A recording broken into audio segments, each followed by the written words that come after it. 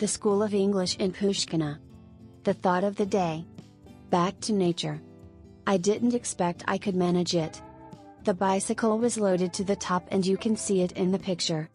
It might have been around 15 kilos altogether.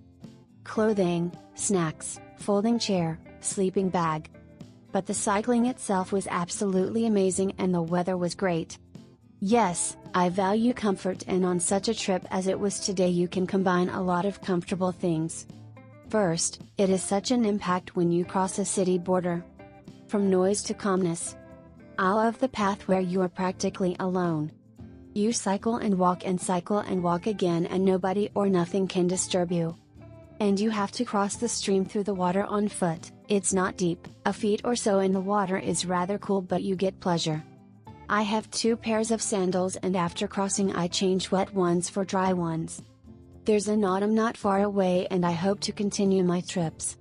In autumn I will have to take warm boots as the water in the stream will be cold, and after crossing the stream in sandals I will have to change them for warm boots not to get cold. Yes, in autumn I will have to take more clothing, which means extra load. And, as Elle said, even today the load reached the point of limit. And I will have to change the spike for another one which has a stronger frame and a special carrier for loads. You will see it in pictures. Also, I am planning to take a small tent in case of rain and to relax in it by sleeping. And that is nothing more I need in life to relax.